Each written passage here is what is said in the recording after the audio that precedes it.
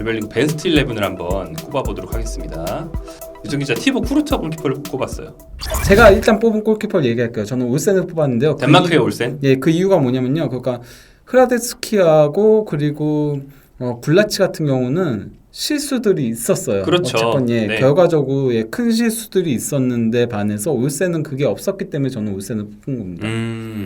뭐 저도 워드를 넣었는데 제가 아까도 말했다시피 뭐 선방이 진짜 압도적이어서 팀을 자기 힘으로 16강에 올린 약팀 골키퍼, 선풍적인 뭔가를 보여준 골키퍼 둘 다 별로 없는 대회여서 예. 저도 그냥 16강 진출 팀 중에 비교적 약팀이면서 선방이 제일 많은 선수. 데니 워드가 생존팀 골키퍼 중에서 그냥 선방이 제일 많습니다. 제가 이게 기록으로 뽑았고요.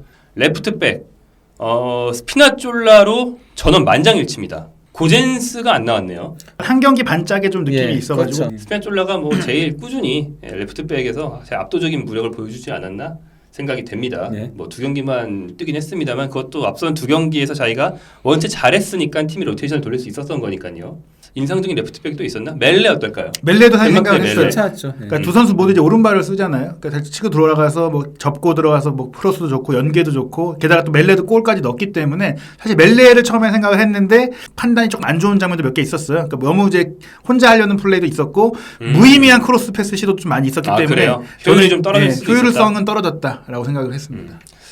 라이트백은 둠프리스가 3명 나왔고 한준 기자가 키미히를 요주와 키미히를 꼽아봤습니다. 네, 사실 저도 둠프리스를 생각은 했지만 저는 아무래도 마지막 경기에서 둠프리스가 완벽하게 무력화된 모습들이 조금 아쉬웠어요. 아까 말한 고젠스랑 비슷한 거군요. 해법을 찾지 못했고 그러니까 물론 이제 기록으로 봤을 때는 나쁘지 않지만 오히려 그렇다면 꾸준히 세 경기에서 가장 고른 경기력과 영향력을 보인 선수가 누구냐고 봤을 때는 독일에서 유일하게 월드 클래스라고 말할 수 있는 것은 뭐 키미밖에 없었거든요. 키미가 아니었다면 공격 풀지도 못했을 거고 뭐 크로스 패스가 반대쪽으로 넘어가서 고젠스가 살아나지도 못했을 거고 경기력은 키미히였다. 일단 둠프리스가 저는 3차전에 일단 전반전만 뛰고 빠진 거는 솔직히 말하면 다른 것보다도 저는 체력 안배가 컸다라고 생각해요. 못해서 빠진 게 아니라? 예, 못해서 빠진 건 아니었다라고 생각을 해요. 그래도 나름 자기의 장기들은 보여줬었고 1, 2차전은 압도적이었거든요. 왜냐면 기록적인 부분에서도 그랬고 그래서 둠프리스가 1, 2차전 모두 다 이제 경기 최우수 선수에 선정되기도 했고요. 센터백으로 가보겠습니다. 센터백에서는 2명 나온 게 보누치밖에 없습니다. 후방 빌드업 부분에서도 굉장히 강점을 보여줬거든요. 특히 2차전에서 환상적인 패스들을 해주고 이런 것들이 되게 컸기 때문에 무실점이잖아요. 이탈리아가. 그 부분에 있어서도 상당히 중요했다고 생각해가지고 그래서 보누치를 뽑았습니다. 제가 알라바를 뽑았는데 보누치와 함께 저는 그냥 순수한 센터백 무력으로 또 보누치 이상으로 압도적인 선수들 생각이 안 나더라고요. 그래서 팀 전체에 끼치는 영향력을 좀 종합적으로 볼 때 센터백으로 내냈던 건 아니지만 알라바를 넣어봤다. 하지만 2차전을 망한 것도 또 알라바의 실수에서 비롯된 거긴 하죠. 하고 이 자리 저 자리 왔다 갔다 하면서 아무튼 오스트리아라는 팀의 생존에 결정적인 영향을 미친 그거는 있긴 하죠. 알라바 개인의 활약뿐 아니라 팀 자체가 알라바를 어떻게 활용하느냐에 따라서 팔색조로 변하는 팀이니까 맞아요. 영향력이 정말 크다고 할 수 있겠죠. 그렇다면 김현민 기자는 보누치와 함께 누굴 뽑았느냐? 라포르트.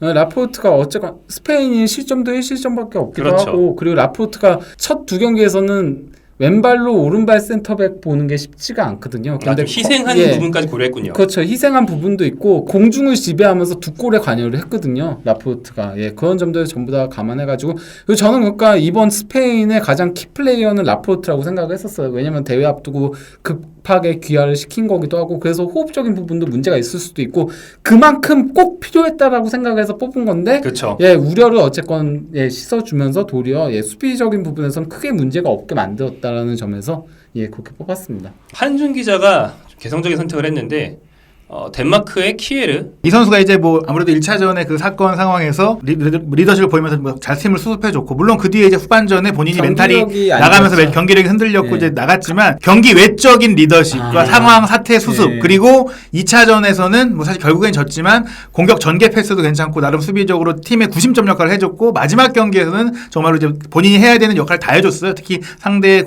거의 수비를 할 때 올라와서 빌드업도 해주고 롱패스도 뿌려주고 3백의 센터백으로서 하면서 본인이 해야 될 역할, 특히 이제 주장이라는 완장에 걸맞은 역할을 좀 많이 해줬다. 잉글랜드 밍스는 이제 뭐 설명을 드리면 일단 그리고 밍스 같은 경우는 사실 맥과이어가 부상으로 빠진 상태에서 잉글랜드 센터백에 조금 이제 뭐 의혹의 눈길이 있었는데 첫 경기를 굉장히 잘했고 특히 크로아티아 공격을 1대1 상황에서 상대가 공격수와 대치한 상황에서 밍스가 거의 100점 100승에 가까웠었거든요. 센터백으로서 약점이 없는 선수라고 생각을 합니다. 피지컬도 좋고 뭐 신체 조건에 비해 빠르고 패스 전개도 나쁘지 않기 때문에 장기적으로는 밍스가 결국 잉글랜드 수비의 핵심이 되지 않을까. 다음으로 미드필더입니다. 모두가 만장일치로 뽑은 선수 딱 한 명 있는데 약간 의외인 이름이 있습니다. 바이너둠인가요? 네, 베이날둠인데요.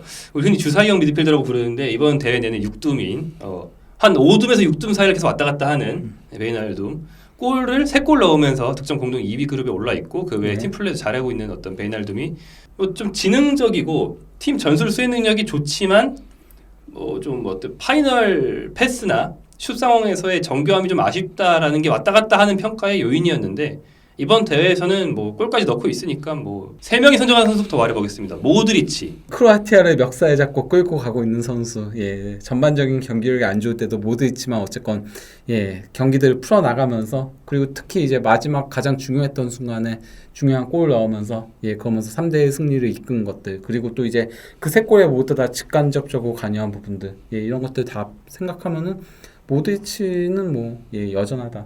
예, 클래스는 살아있다. 이거 제대로 보여주고 있죠. 이것이 발롱 위너다. 예. 2명이 선정한 선수들 쭉 있습니다. 더브라이너, 호그바, 로카텔리, 포르스베리 있거든요.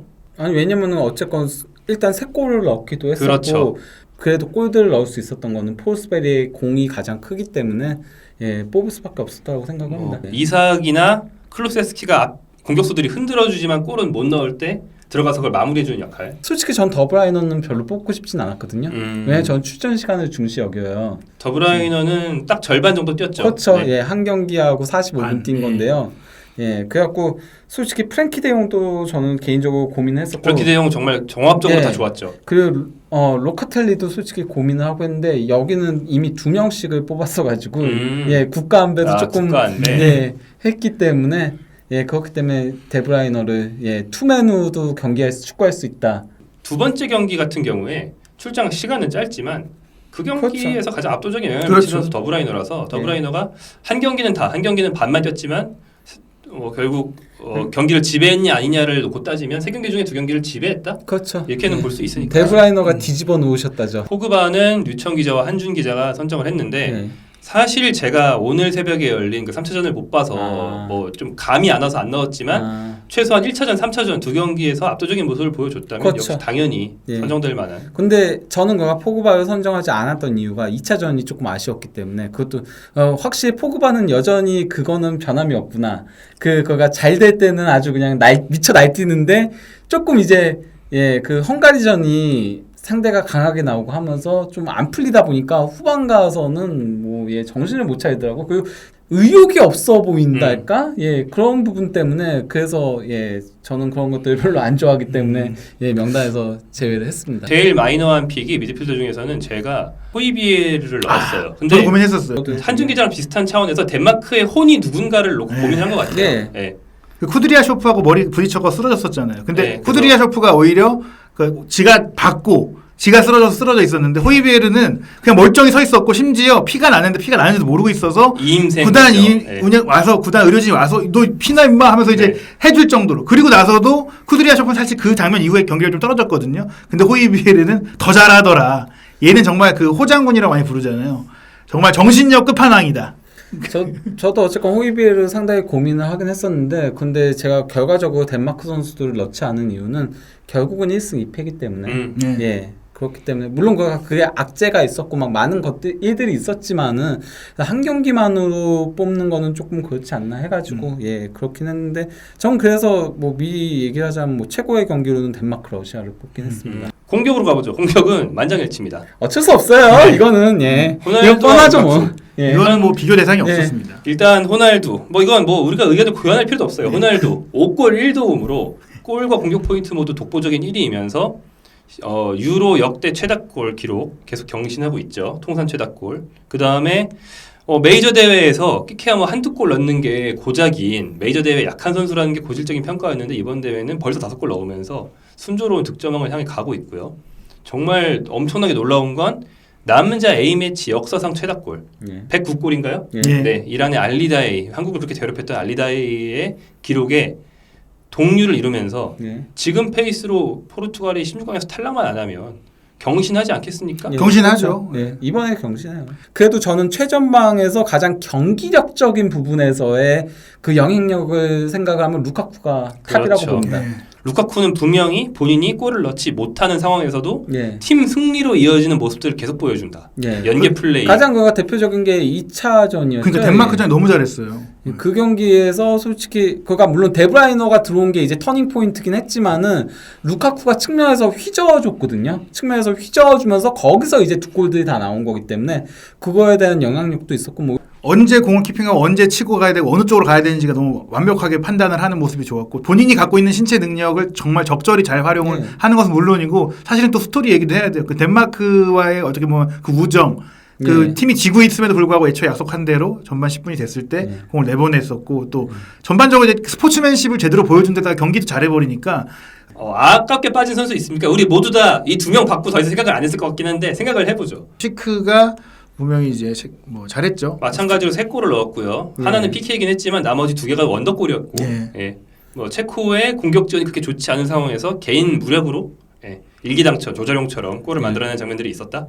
그리고 뭐 그러니까 골이 아쉽긴 하지만은 경기력적인 부분에서 은바페도 활약상이 상당히 좋았었고 그 프랑스 공격이 전반적으로 말하면은 좀 지지부진한 부분은 있었거든요. 하지만 그럼에도 은바페는 어마어마한 특유의 그 스피드로 상대를 괴롭혔죠. 레반도프스키는 그러니까 솔직히 2, 3차전은 특히 3차전은 레반도프스키가 씹어먹은 경기였다고 할 거 다 생각하거든요. 했죠. 그러니까 팀은 스웨덴이 이겼지만은 개인은 레반도프스키가 가장 빛난 경기였어요.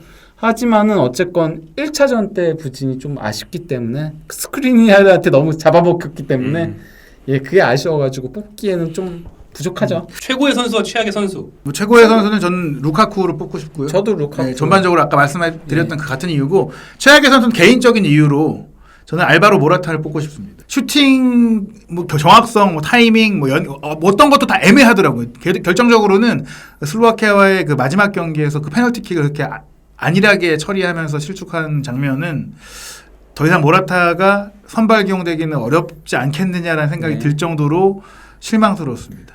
기대 이하의 선수는 케인, 해리 케인. 그렇죠. 뭐 이름값 대비도 그렇고, 솔직히 말하면은 케인도 최악의 선수 뽑을만 해요. 왜냐면 한 게 없어. 그렇죠. 아무것도 한 게 없어요. 그리고 유일하게 유효 슈팅 날렸던 것도 그 골 넣었어야 돼요. 골키퍼랑 1대1 찬스였어요.